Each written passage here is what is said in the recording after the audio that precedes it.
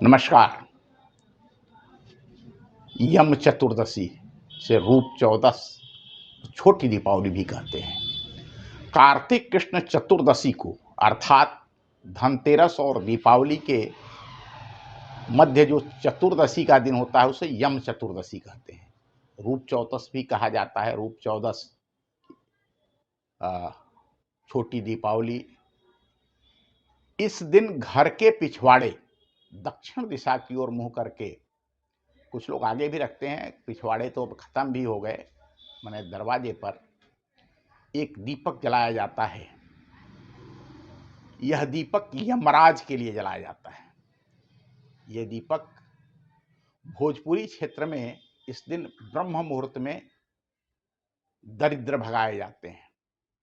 हमारे यहाँ सूप या डलिया पीटते हुए महिलाएं घर के कोने कोने में घूमती हैं। ईश्वर पैसा दरिद्र, ईश्वर पैसा दरिद्र भागा ईश्वर पैसा, अर्थात जो दरिद्रता है, वो बीमारियां हैं, वो सारे निकल जाए। इसके और भी श्लोक परंपरा के कारण रहे होंगे। ऐसा करने से जो घरों के अंदर दीपावली के पहले हम लोग सफाई करते हैं तो कोई कीट पतंगा या कोई जीव जंतु अगर किसी कोने में बच गया है तो वो भी निकल जाए और दरिद्रता भी निकल जाए। पौराणिक कथानक के अनुसार एक बार यमदूतों ने यमराज से पूछा था कि महाराज, अकाल मृत्यु से, यह कहानी बहुत लंबी है, मैं आपको छोटा करके बता रहा हूं, बचाव का कोई उपाय बताइए जिससे लोगों की अकाल मृत्यु ना हो। तब यमराज ने कहा था कि जो लोग कार्तिक कृष्ण चतुर्दशी के दिन दक्षिण दिशा की तरफ एक दीपक जला के रखेंगे उनकी अकाल मृत्यु नहीं होगी। ऐतिहासिक संदर्भ के अनुसार दानवराज दानवीर राजा बलि का राजपाट साम्राज्य प्राप्त करने के बाद अग्निहोत्र ब्राह्मण महिलाओं ने खूब श्रृंगार किए थे, इसलिए इसे रूप चौदस के नाम से जाना जाता है।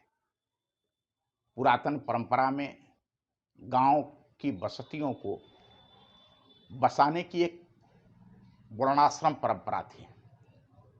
सबसे अधिक वायु पूर्व दिशा से चलती है। अग्निहोत्र पूजा पाठ हवन करने वाले ब्राह्मणों की बस्ती गांव के पूर्व दिशा में होती है। सबसे अधिक आक्रमण का भय पश्चिम दिशा से होता था। गांव के रक्षक बहादुर बलशाली लोग क्षत्रियों की बस्ती गांव के पश्चिम दिशा में होती थी।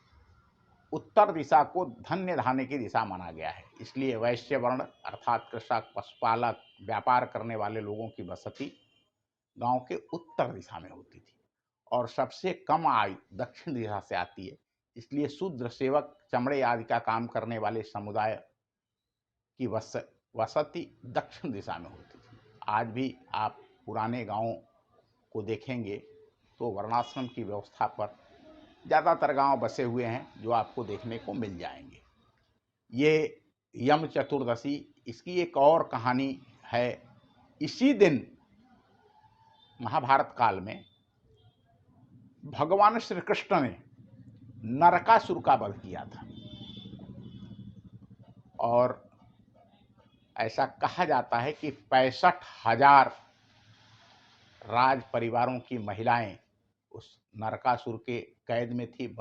उनको बंदी गृह से श्री कृष्ण ने स्वतंत्र कराया था और उसके कैद से निकलने के बाद उन महिलाओं ने श्रृंगार किया था, इसलिए इसको रूप चौदस कहते हैं।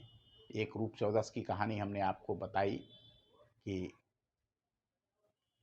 राजपाट साम्राज्य तो अग्निहोत्र ब्राह्मणों ने किया था। इसके बाद महाभारत काल में इन महिलाओं ने किया था। नरकासुर का वध भी, नरकासुर वध करने के बाद कृष्ण ने इन महिलाओं को आज़ाद किया था और उन्होंने रूप चौदस का पर्व मनाया था। धन्यवाद, नमस्कार। ये कहानी आपको कैसे लगी यम चतुर्दशी की, रूप चौदस की, निश्चित रूप से कमेंट बॉक्स में बताएं। धन्यवाद।